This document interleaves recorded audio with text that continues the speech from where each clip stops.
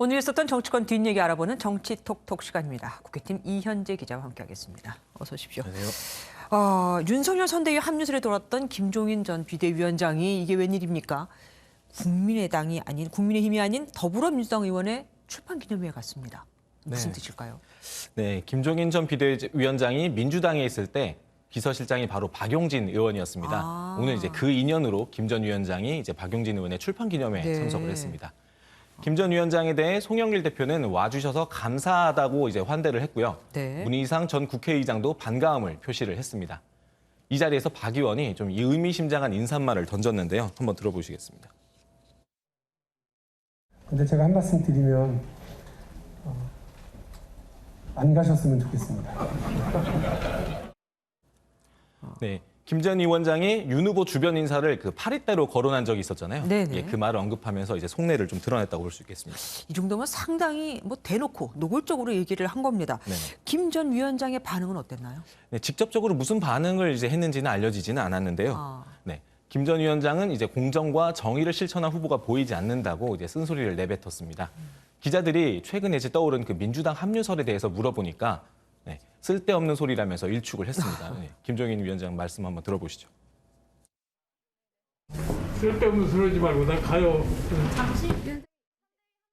최근 지금 벌어지고 있는 이준석 대표와 윤석열 후보와의 갈등 상황에 대해서도 물었을 때 김 전 위원장은 이제 나는 아무것도 모른다라고 이제 잘라 말하고 자리를 떴습니다.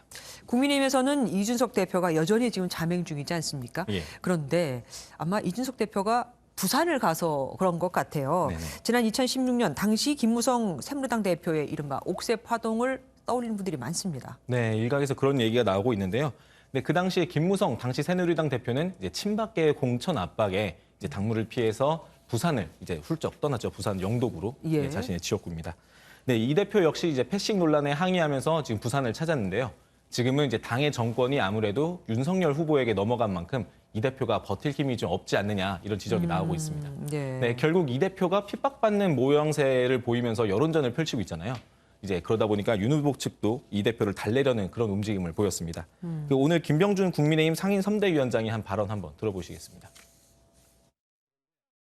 이런 일들이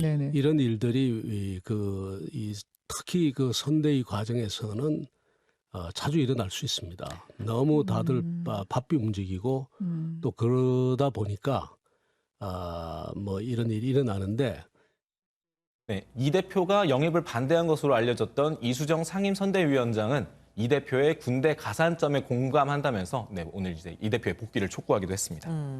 제 기억으로는 그때 옥새 파동 이후에 새누리당이 아마 참패를 했을 거예요. 맞습니다. 이번에도 또 반복되지 않을까 우려도 됩니다. 벌써 아까 잠깐 리포트에도 나갔지만 윤석열 후보에게서 이재명 후보를 지지한다고 바꾼 또 일들도 있지 않았습니까? 네, 맞습니다. 그리고 이재명, 윤석열 후보가 종부세를 넣고 또 부딪혔습니다. 네, 맞습니다. 이재명 민주당 후보와 윤석열 국민의힘 후보는 종부세 피해가 어디까지 영향을 미치는지를 두고 굉장히 상반된 인식을 보였습니다. 이 후보는 종부세에 이제 부과되는 대상자가 많지 않고 대상이 된 경우에 굉장히 극단적인 경우는 희귀하다면서 99%의 국민은 해당이 없다 이렇게 말하면서 종부세의 필요성을 역설을 했고요. 윤 후보는 종부세 대상이 된 집을 임차해서 사는 많은 사람들은 조세 전가로 억울한 피해를 입게 된다면서 종부세 전면 재검토를 주장했습니다. 그렇다면 이 시장 안정을 위한, 그러니까 부동산 시장 안정을 위한 해법도 둘이 완전히 다르겠네요. 네, 그렇습니다.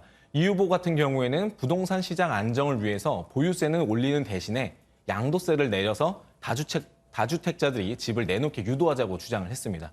이제 판매할 때 세금을 좀 더 낮춰주니까 집을 좀 쉽게 팔 수 있지 않냐라는 논리입니다. 이 후보는 거래세를 낮추고 보유세를 올려야 하는데 이 점에 대해서는 설득하고 이해할 과정이 필요하다고 오늘 말했습니다. 반면에 윤 후보는 종부세 전면 재검토를 거듭 주장했습니다. 앞에서 말씀드렸듯이요.